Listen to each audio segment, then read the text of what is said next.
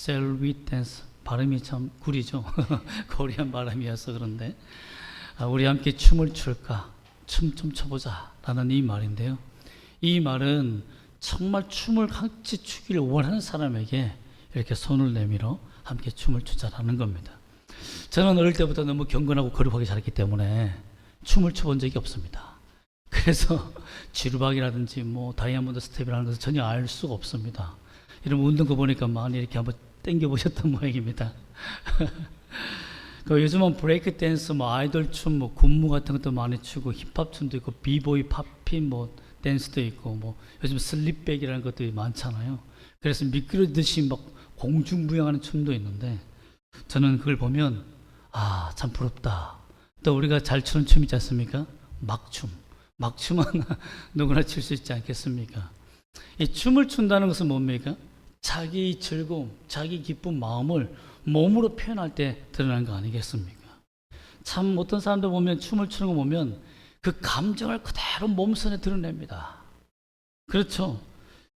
참 그 열정과 곡에 맞는 느낌을 전달하기 위해 최선을 다하는 그들의 모습을 보면 참 아름답습니다. 물론 우리가 보기에는 참 눈꼴 싸나운 춤도 많이 있지만 그러나 대부분의 춤을 만들고 춤을 연구하며 춤을 통해서 자기의 감정을 정보를 전달하는 사람들의 모습을 보면 정말 아름답죠.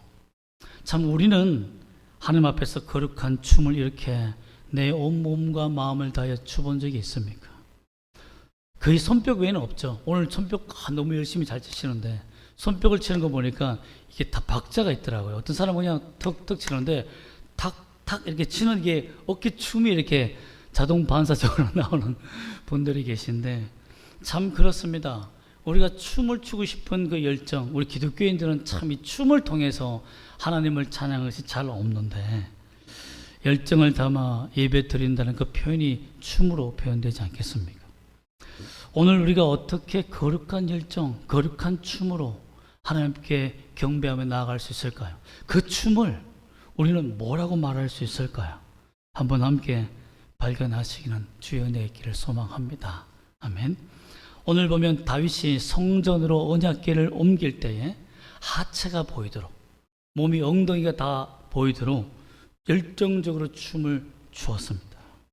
왜 다윗은 왕으로서 열정을 다해 춤을 추었을까요? 또 이 의미는 무엇을 의미하는 걸까요? 우리는 그의 다윗 춤을 통해서 어떤 것을 배울 수 있을까요?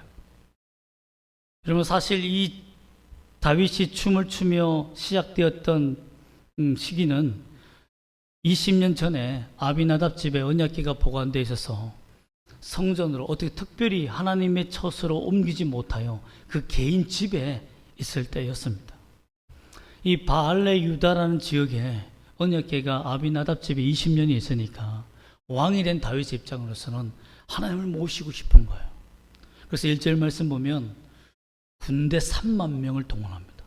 그 당시 여러분 군대 3만 명은 어마어마한 숫자입니다. 한 도시가 3천 명이었어요. 유대인들은 많으면 한 2만 명, 3만 명 이렇게 한 도시가 이루어지고 있지만 군대를 3만 명 동원한다는 것은 이 수원시 전체의 인구를 군대로 삼아서 어떻게 보면 언약궤를 끌고 오는데 동원했다는 것과 똑같습니다. 어마어마하죠. 어마어마합니다. 한 도시 전체가 일어나서 언약궤 하나님을 모시고 오는 일에 동원된 거예요. 그 열정으로 모시고 오는데 참 그 이유가 뭡니까? 블레셋 군대들이 항상 노리고 있으니까 하나님의 언약궤만큼 빼앗기기 쉽지 않고 또한 이 돌아오는 길에는 하나님에 대해서 누가 되는 하나님의 영광을 더럽히는 일을 하지 않기 위해서 군대 3만 명을 총동원해서 하나님을 자기들이 지킨다는 그 생각으로 이끌어온 것입니다. 근데 언약궤를 옮기는 일은 결코 쉽지 않았습니다. 그들은 사실상 하나님의 언약궤를 메고 올 때에 율법에 정해진 대로 하지 못했어요. 율법에서는 어떻게 해야 되냐면 어깨에 메고 레위인들이 어깨에 메고 와야 되는데 아비나답 집에 출발할 때에 앞에 새 수레, 새 차죠. 새 자동차를 쉽게 말하면 딱 둔 거예요. 그러니까 트럭 같은 새 자동차를 딱 두고 새 수레죠 두니까 사람들이 어깨로 메고 나왔다가 새 수레가 있네? 그래서 그 위에 그럼 얹으면 좋겠다라고 해서 그 위에 얹혀 놓은 겁니다. 여기서 율법을 어긴 것이 되는 거죠. 하나님의 말씀대로 하지 않고 자신들의 편의대로 한 거예요. 그러면서 나팔을 불고 소고를 불며 막 춤을 추며 하나님께 경배합니다. 잘못된 예배인 거죠. 잘못된 방법인 거죠. 자신들은 이렇게 섬기는 것이 하나님께 더 기쁜 일이고, 하나님을 새 수레에 얹어 놓으면 아무 방해가 되지 않고 편안하게 가니까 나도 편하고 하나님도 편하고 너무 좋지 않은가라는 생각으로 배려하는 마음으로 했지만, 그것이 율법을 어기는 일이 되었다는 겁니다. 그들의 처음 언약궤를 아미나답 집에서 들고 나올 때 그 어깨에서 내려놓는 순간 그는 죄를 범하고 말았다는 것입니다. 참 그렇습니다. 우리가요, 우리 생각은 이게 맞다라고 생각하고 주님을 섬기는데 그게 주님께는 반역이 되고 큰 죄가 된다는 것을 알지 못할 때가 많다는 것입니다. 이런 죄를 범하면서 갈 때에 나곤이라는 사람이 크단 타작마당을 가지고 거기서 탈곡하며 이제 곡식을 베고 있었는데, 소들이 끌고 새수들을 가득하고 있었는데 소들이 배가 고팠는지 아니면 이 타작마당을 지나면서 여러 가지 뭐 곤충들이나 하여튼 벌레들이나 짐승들이 많았는지 소가 막 날뛰기 시작한 겁니다. 갑자기 잘 가다가 막 찬양하며 경배하고 수레에 얹어서 언약궤를 가고 있는데 소가 막 뛰는 거예요. 그러니까 이 언약궤가 덜크덩 하면서 새 수레에서 떨어질 찰나에 놓인 겁니다.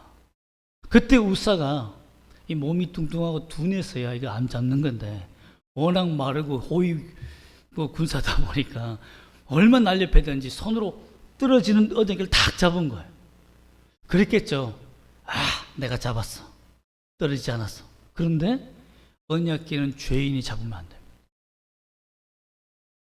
절대 잡아서는 안 됩니다.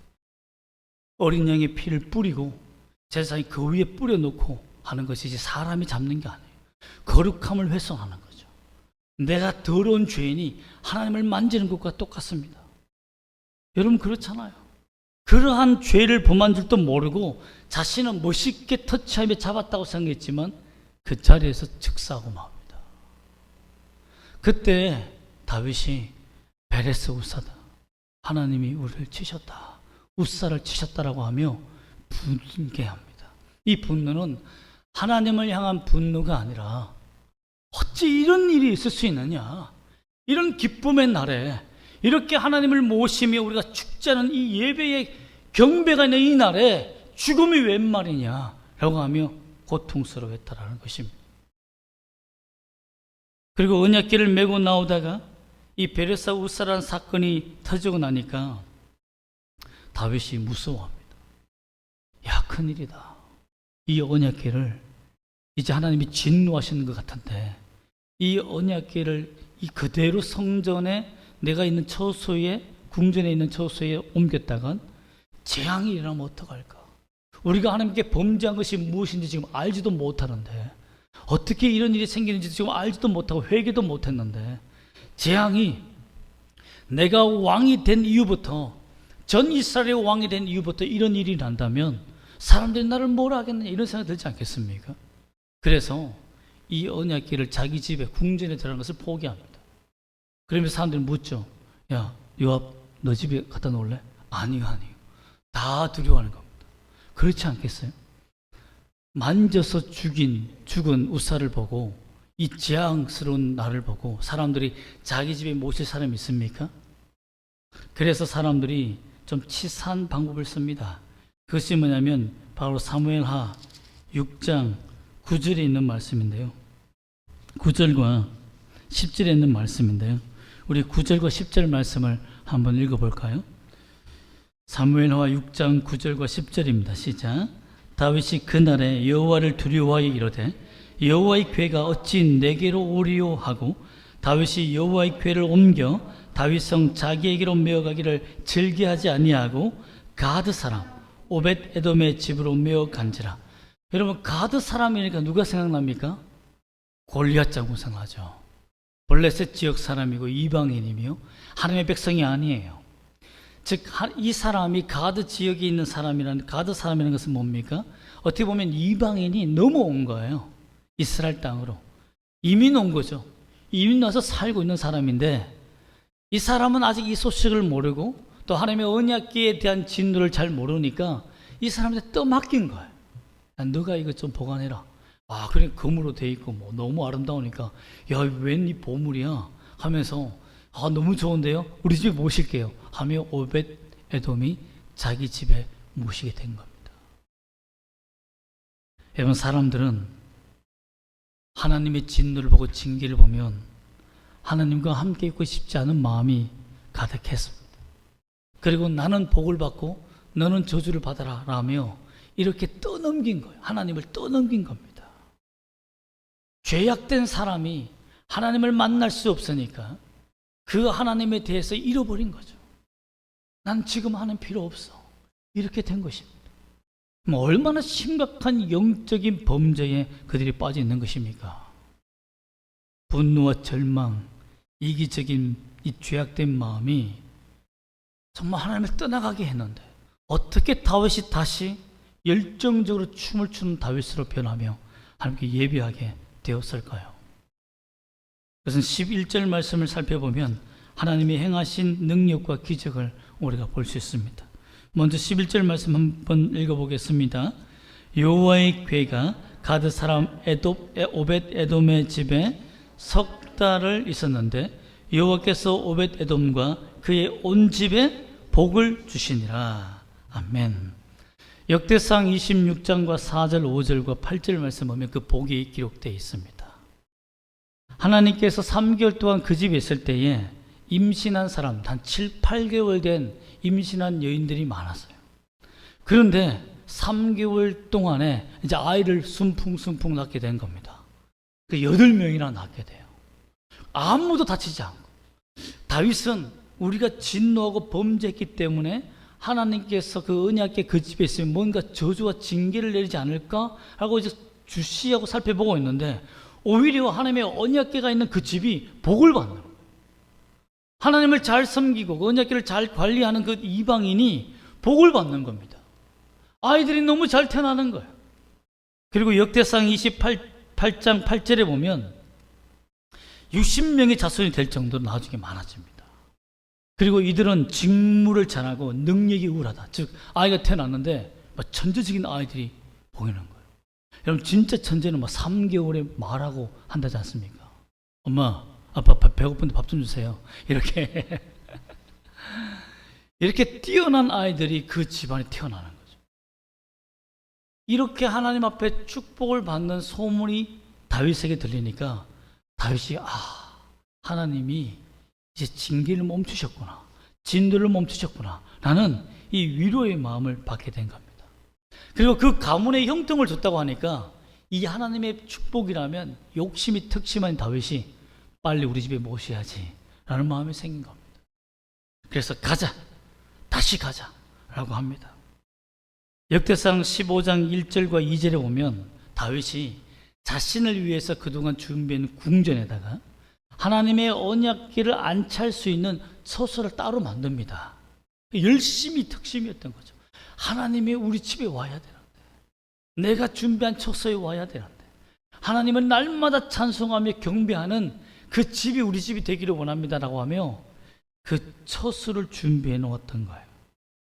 그때에 그 마음으로만은 하나님을 섬길 수 없다는 것을 다윗이 알고 오직 레위인들만 언약궤를 맸을 것을 깨달아 15장 역대상 15장 2절에 보면 레위인들에게 명령합니다. 너희가 언약궤를 메고 오라라고 합니다.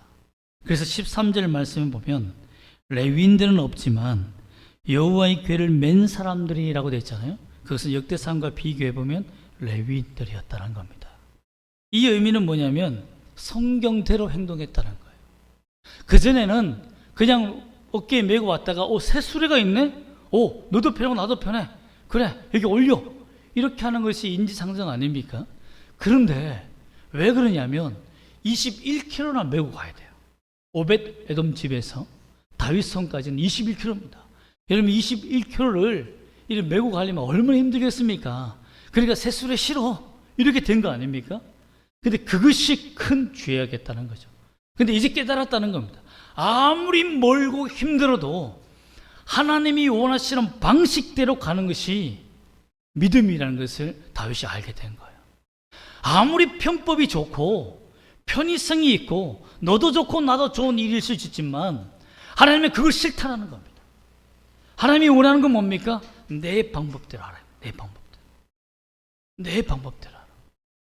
어떻게 보면 하나님 너무 독불장군 아닙니까? 이기적인 거 아닙니까? 우리 백성들의 마음을 좀 들어줘야죠. 할지 모르지만 죄인과 함께 걷지 않습니다. 주님. 죄인의 손과 함께 잡지 않아요. 우리 인간은 죄악을 범하는 사람들과 내가 유리하다면 정치적으로 손을 잡습니다. 사업적으로 손을 잡아요. 그러나 하나님은 악인과는 절대 일하지 않습니다. 그게 하나님의 뜻이에요. 그렇기 때문에 하나님께서는 편법을 사용하지 않기를 원했다는 겁니다. 사실상 주님을 섬기는 일, 세상 일에는 편법이 통할지 모르겠지만 여러분, 하나님을 섬기는 일에는 성경대로 섬기기를 소망합니다. 그래야 하나님이 우리를 도와주신다는 것이죠. 그리고 거룩한 6걸음을 걷기 시작합니다. 13절 말씀을 다시 한번 읽어볼까요? 13절 말씀 시작. 여호와의 궤를 맨 사람들이 6걸음을 가매 다윗이 소와 살찐 송아지로 제사를 드리고 라고 되어 있습니다. 어떤 책에는 우리도 Six Steps라는 책이 뒤에 배치되어 있는데요. 6걸음을 걸었을 때에 역대상 15장 26절에 보면 7마리 숫송아지와 7마리 숫양을 하나님께 드렸다고 되어 있습니다. 어떤 학자는 21km를 걸어가는 데 있어서 6걸음마다 제물을 잡아서 정말 피의 향연 위에 걸었다라고 말하고 있지만 사실 그것은 올바른 견해는 아닙니다. 물론 책도 그렇게 책을 써놨기 때문에 여러분 참고하실 수 있지만 계산해 보면 6걸음이면요 보통 어깨에 짐을 들고 그러면 한 6m 정도 됩니다. 6걸음 걸으면 3m 정도 됩니다. 3m 6m 너무 길죠. 3m 정도 됩니다. 근데 21km면 2100m가 아닙니까? 그러면 700번 정도, 뭐 앞에 빼면 699번이라 한다 할지라도 약 700번 정도를 드려야 되는데 소가 7마리, 양이 7마리니까 각각 4,900마리면 거의 9,800마리를 땅에 잡아서 쓸어야 되는데 그럼 제사장 녹초됩니다. 6걸음 잡고 소 잡고 양 잡고 7마리 잡고 여러분 소 한 마리 잡는데 얼마 걸릴 것 같아요? 제가 군대에서 돼지 한 마리 잡는 걸 보았습니다. 그것도 반나절이 걸리더라고요. 다 잘라내고 뼈를 가르고 다 하는데 반나절이 걸려요. 그런데 송아지 한 마리 다 돼지 그만 큰데 그 7마리 잡으면 밤새입니다. 밤새. 집에 못 갑니다. 오늘 성경 되면 그날에 집에 갔다고 되는데 못 가요. 그럼 성경이 이상하게 되는 거죠. 그러므로 이 본문은 어떻게 해석하는 게 좋냐? 6걸음을 메고 걸어간 이후에 안전함을 확인하고 그 자리에서 숫송아지 7마리와 암양, 숫양 7마리를 잡아서 하나님 앞에 번제를 드렸다라고 보는 것이 합리적이다라는 것입니다. 물론 그 시대에 우리가 살았지 않기 때문에 그렇게 했어 라고 하면 제가 할 말이 없지만 하나님 앞에 경배하고 예배드리는 모든 일에 있어서 거룩한 6걸음을 먼저 걸었다는 것이 핵심이다라는 것입니다. 중요한 것이 뭐냐면 6걸음을 메고 레위인들이 걸어간 다음에 하나님의 방법대로 해본 다음에 하나님의 진노가 임하지 않는 것을 확인하고 7번째 걸음을 걷기 전에 하나님께 감사 예배를 드렸다는 것입니다. 그리고 거룩한 피, 하나님의 은혜의 피를 뿌렸다라는 것이죠. 그러면 그 피를 밟고 그 길을 걷게 되었다는 것을 의미합니다. 그 피를 묻힌 채 그 길을 걸어갔다는 거예요. 이 말은 무엇이냐면 우리가 하나님 앞에 예배를 드릴 때 가장 중요한 피가 뭡니까? 예수 그리스도의 보혈의 피다라는 겁니다. 우리의 거룩한 예배가 하나님께 받아들이기 전에 우리가 거룩한 예배의 삶이 하나님께 드리기 전에 우리에게 뿌려져야 할 것이 뭐냐? 예수 그리스도의 보혈이라는 겁니다. 그럼 목사님 어떻게 하면 예수 그리스도의 보혈의 피가 우리에게 뿌려집니까? 피를 뿌리면 됩니까? 아닙니다. 믿으면 됩니다. 예수님이 우리 죄를 위해서 죽으셨고 내게 보혈의 피를 뿌리시사 내 죄가 정결케 되었다라는 이 사죄의 확신, 이 믿음이 뿌리는 겁니다. 그러므로 오늘 이 예배 때에 예수 그리스도께서 여러분에게 그 영육의 피를 뿌리시고 여러분의 모든 죄를 사하시며 이 예배를 받고 계신다는 것을 믿기를 소망합니다. 그게 6걸음입니다. 6걸음. 하나님의 방식대로 거룩한 것입니다. 이 결과 14절에 보면 다윗이 어떻게 춤을 춥니까? 막 춤을 추었다고 되어 있습니까? 14절 말씀 보면 한번 읽어볼까요? 시작. 다윗이 여호와 앞에서 힘을 다하여 춤을 추는데 그때 다윗이 배 에봇을 입었더라. 여러분, 힘을 다해서 춤을 춘 적 있습니까? 원래 춤을 출 때는 힘을 빼야 되지 않습니까? 그래야 잘 추지 않겠어요? 그런데 온 힘을 다했다. 이거 뭡니까? 여러분, 온 힘을 다해서 춤을 추면요, 뛰는 것밖에 안 됩니다. 뽀득뽀득 뛰는 것밖에 안 돼요. 온 몸이 경직된 상태에서 힘을 다해서 하나님 앞에 펄쩍펄쩍 뛰어다니는 거죠. 너무 좋아서 뛰는 그 춤. 그 춤을 하나님 앞에서 추었다라고 되어 있습니다. 이 춤에 대해서 미갈은 보면 멸시합니다. 배 에봇을 입었다는 것은 뭐냐면 좀 통이 큰 옷이에요. 그러다 보니까 온 힘을 다해서 막 벌쩍벌쩍 뛰다 보니까 이 춤에 묶었던 허리띠가 내려가고 막 옷이 벗겨지고 한 거예요. 그러니 왕으로서 채통을 잃어버리는 거죠. 여러분 생각해 보십시오. 여기서 제가 막 찬양을 춤추는데 막 기타 치고 벌쩍벌쩍 뛰는데 막 허리띠 날아가고 이렇게 막 바지가 터지고 막 엉덩이에 보이면 여러분 집에 가면 제가 뭐라고 말씀을 드리겠습니까?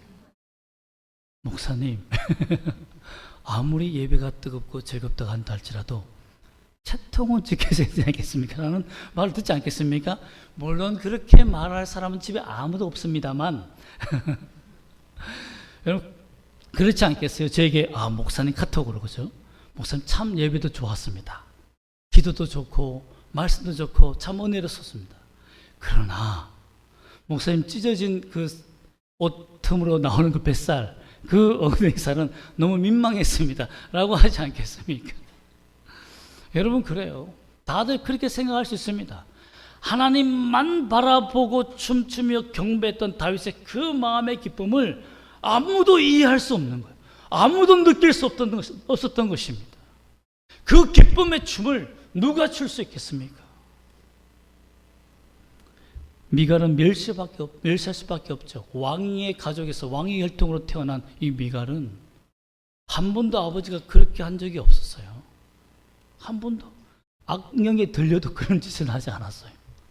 그럼에도 불구하고 자기 남편 된 다윗이 저런 천박한 행동을 하며 비난하고 조롱하는 그 모습을 보고 바로 조롱해버린 거죠. 미갈이 경험하지 못한 것은 뭡니까?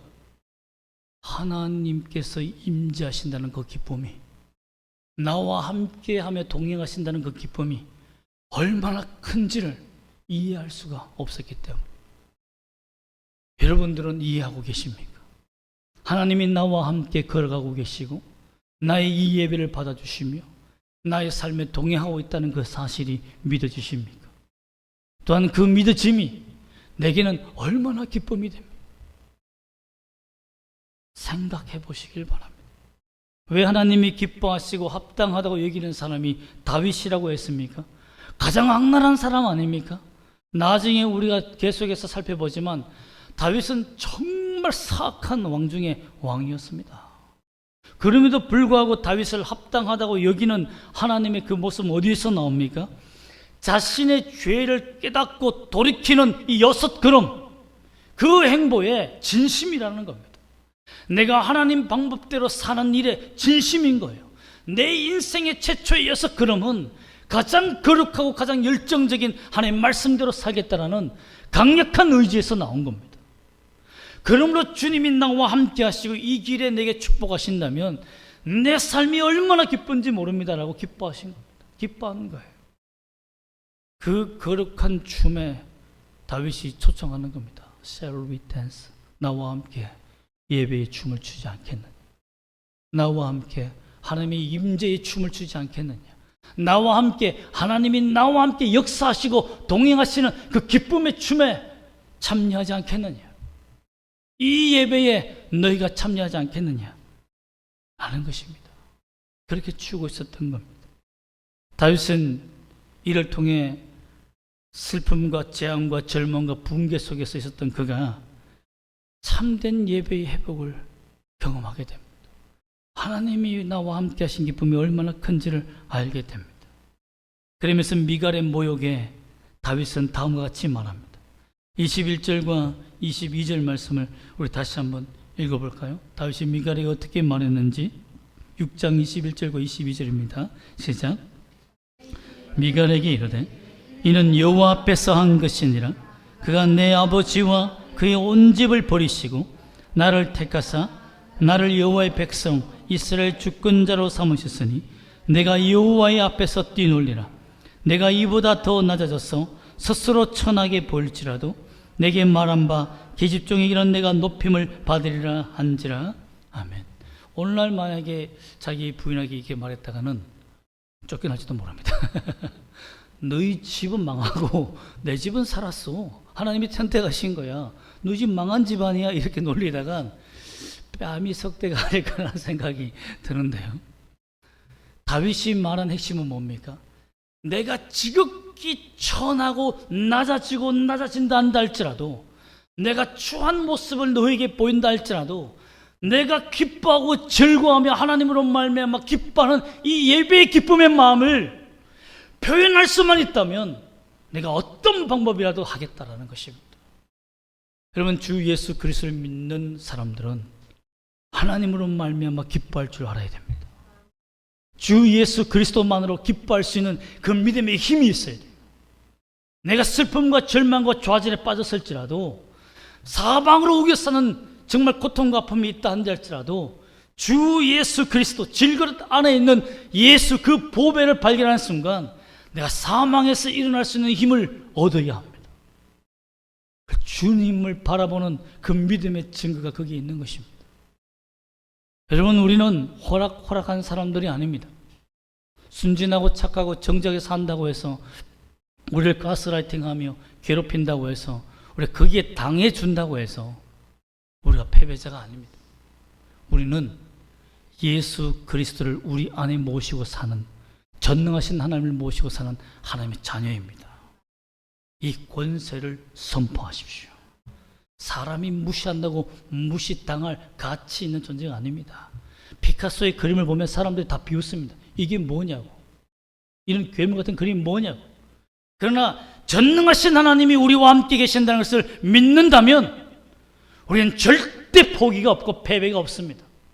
우리에게는 가장 강력한 기쁨의 춤이 우리에게 남아있을 뿐입니다.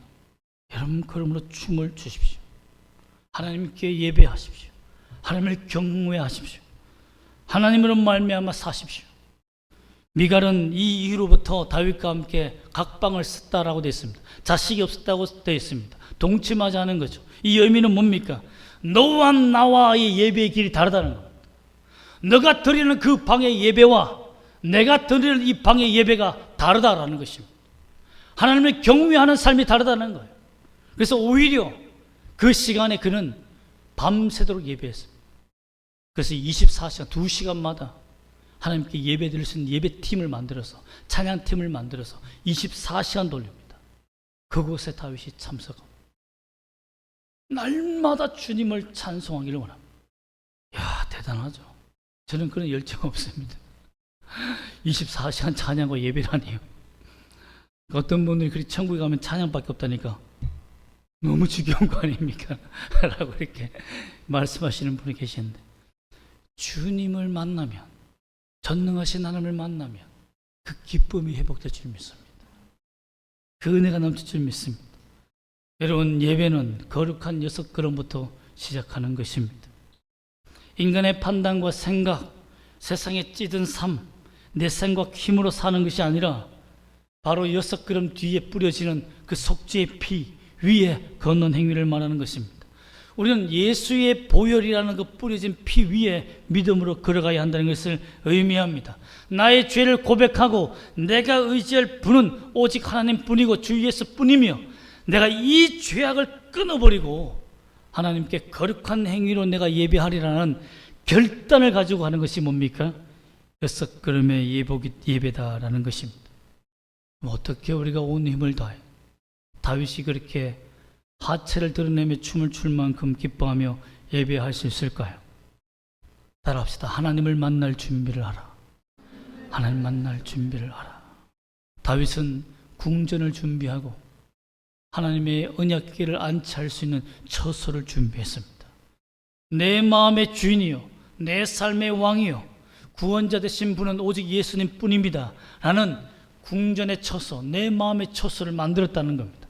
이제부터는 내가 하나님만 예배하고 살리라. 내가 이제부터는 내가 주 예수만으로 기뻐하며 살리라는 가장 강력한 믿음의 마음을 결단했다는 것입니다. 그것이 처소를 준비하는 것입니다. 아름다운 성전을 짓겠다는 말이 아니에요. 내가 거룩한 여섯 걸음으로 살리라는 것입니다. 두 번째는 말씀대로 살자. 따라합시다. 말씀대로 살자. 다윗은 그동안 어깨에 메었던 것을 셋수레에 옮겨 21km를 걸어가면 좋겠다 생각했지만 그것이 재앙이었음을 깨닫고 그는 회개함으로 끝까지 이제는 메고 걸어가는 일을 선택합니다. 그게 하나님의 방법이요 하나님을 예배하는 것이요 하나님을 존경하는 일입니다. 우리가 성경을 읽고 기도하고 예배하는 일이 왜 중요합니까? 명령이기 때문입니다. 말씀을 삼하고 묵상하고 하나님 앞에 기도하며 경배하며 찬양하는 것이 주께서 우리에게 주신 명령이기 때문입니다. 그보다 더 큰 명령은 뭡니까? 산제사로 너희 삶을 드려라. 하나님 앞에 신령과 진정으로 거룩한 산제사를 드려라. 여러분, 하나님은 그 사람을 찾고 있습니다. 찾고 있습니다. 또한 한번 따라합시다. 내 감정을 하나님을 사랑하는 일에 소진하라. 여러분, 그렇습니다. 내 열정과 내 이 비난의 마음들을 미갈처럼 남을 정죄하고 비난하는 일에 그 감정을 쏟는 것이 아니라 하나님을 찬양하고 경배하는 일에 온 힘을 다하시길 원합니다. 힘이 남아있다면 하나님을 경외하십시오. 힘이 남아있다면 성경을 읽으십시오. 힘이 남아있다면 기도의 자리에 가십시오. 힘이 남아있다면 하나님의 손을 들고 찬양하십시오. 내 힘을 소진시키십시오. 핸드폰이나 TV나 영화나 노래나 게임이나 그런 곳에 여러분 힘을 소진할 것이 아니라 하나님께 내 마음과 온 힘을 다해 소진하십시오. 거룩한 손을 들기 시작하면 하나님과 함께 춤을 추는 놀라운 은혜를 경험합니다. 주님이 찾아오셔서 내 손을 잡으시며 Shall we dance라고 말하실 것입니다. 여러분, 주님과 함께 예배하고 주님과 함께 춤을 추는 우리가 되기를 원합니다. 그런데 이때에 꼭 사탄은 우리에게 6걸음까지는 봐줍니다. 그러나 그 다음 걸음부터는 어떻게 그렇게 만듭니까? 그 첫 걸음부터는 죄악으로 비틀거리게 만듭니다. 죄악으로 비틀거리게 만듭니다. 그것을 분별해야 됩니다. 데살로니가전서 5장 6절과 8절과 베드로전서 4장 7절에 공통적인 말이 나옵니다. 오직 깨어 정신을 차리라. 말세가 가까이 왔으니 오직 정신을 차리라 라고 되어 있습니다. 여러분, 얼마나 혼돈된 세상입니까? 만물의 마지막에 가까이 왔으니 너희는 정신을 차리고 근신하여 기도하라. 하나님께 온 힘을 다하여 예배할 때가 곧 사라집니다. 여러분, 그럴 때가 사라집니다. 이때가 마지막 때일 수 있습니다. 오늘 내가 드린 예배가 어찌 보면 가장 아름답고 가장 경건한 예배일 수 있습니다. 여러분, 다음 주에 우리가 살아서 만난다면, 주님이 오시지 않는다면, 그때는 그 예배가 내 마지막 예배인 것처럼 온 힘을 다하여 소진하며 예배해 보시기를 소망드립니다. 열정과 거룩이 불타는 시간과 장소에 나와드린 예배, 그리고 삶에서 하나님을 사랑하며 실천하며 삶의 예배를 살아가는 우리가 되기를 원합니다. 이 춤을 추기를 원합니다. 이 거룩한 춤을 추어 하나님, 내가 이렇게 하나님을 기뻐합니다라고 고백하는 우리의 믿음이 되시기를 주 예수 이름으로 축복합니다. 아멘. 기도하겠습니다.